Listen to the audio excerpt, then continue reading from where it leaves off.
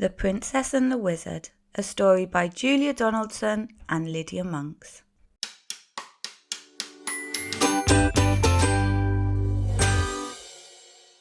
It was Princess Eliza's birthday. She was just blowing out the 7 candles on her cake when a wicked wizard flew down the chimney and into the room. "Why didn't you invite me to your party?" he thundered. Just then, there was a whirring of wings, and in through the window flew a princess fairy godmother. She was late for the party. When she saw what had happened, she waved her wand and said, "The princess may try 7 times to escape by changing her colour and changing her shape." The wizard just laughed his horrible laugh and said, "Changing her colour and changing her shape will never help Princess Eliza escape." Then he snapped his bony fingers again and turned the fairy godmother to stone. The wizard whisked the princess up the chimney and carried her away to his tall, dark castle. He locked her into the cellar, where she cried herself to sleep. The next day was Monday. The wizard unlocked the cellar door. He was holding the big red book which contained all his magic. "This is your first chance to escape," he said. "I shall count to 100 and then I shall come and find you." He opened his book, closed his eyes and began to count. Princess Eliza ran outside. The moat of the castle shone blue under the blue sky. She jumped into the water and turned herself into a blue fish. 98, 99, 100. The wizard opened his eyes, looked in the magic book and read, "To find where Eliza is hiding from you, look in the moat for the fish that is blue." He fished Eliza out of the moat and took her to his kitchen, which was full of blue plates and pots and pans. They were all covered in dried up food. "So you like blue, do you?" he said. "Then set to work and wash," and he locked her in. On Tuesday morning, the wizard unlocked the kitchen door. He looked at the clean plates and pots and pans, and he grunted. "Chance number 2, he said. Then he opened his book, closed his eyes, and began to count. Princess Eliza ran to the farmyard. She turned herself into a yellow chick and hid in some straw. But the wizard read in his book, "The straw in the farmyard is yellow and thick. Princess Eliza's disguised as a chick." He scooped Eliza up and took her to a cupboard which was full of yellow socks. They all had holes in them, made by his pointy toenails. "So you like yellow, do you?" he said. "Then set to work and darn." And he locked her in. On Wednesday morning, the wizard unlocked the cupboard door, looked at the darned socks and grunted. "Chance number 3, he said.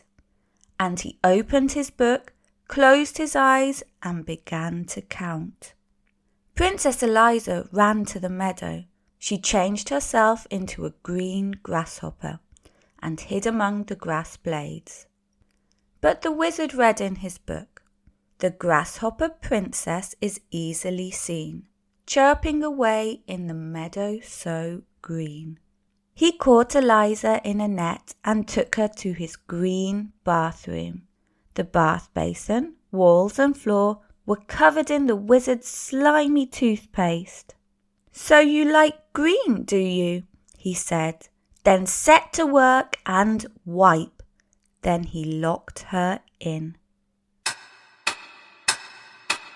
3 more days went by. Each day the princess tried to escape. On Thursday, she turned herself into an orange fox and hid in a pile of orange leaves. On Friday, she turned herself into a purple butterfly and fluttered among some purple flowers. On Saturday, she turned herself into a black cat and lurked in a black tunnel. But each time the wizard found her and gave her yet more work to do. On Sunday morning, the wizard came onto the roof where Eliza had been scrubbing the sooty chimney pots. Instead of grunting, he laughed his horrible laugh. "This is your last chance," he said. "If I catch you this time, you must stay and work for me for the rest of your life." Then he opened his book, closed his eyes, and began to count. Princess Eliza turned herself into a white gull and flew up into a cloud. Then she had an idea. She turned herself into a page of the wizard's book, perfectly blank white page with no writing on it. 98, 99, 100. The wizard finished counting and began to read his book. The princess turned into a bird in the sky. She hid in a cloud. Then she had one more try. That was the end of the page. The wizard turned over to read more, but there was no more. The next page in his book was blank and white. He flew into a rage. At that moment in the palace, the king and queen and all the party guests came back to life. "Where is Princess Eliza?" they asked each other. Nobody knew except the fairy godmother, and she only smiled and said nothing. Princess Eliza had turned herself from a white page into a blue fish and was swimming to the edge of the moat. She turned herself into a yellow chick and ran across the corn in the farmyard. She turned herself into an orange frog and raced through the orange leaves. She turned herself into a purple butterfly and fluttered over the purple flowers. She turned herself into a black cat and streaked through the black tunnel. All the way back to the palace and in through the window. She perched on a chair at the tea table and changed herself.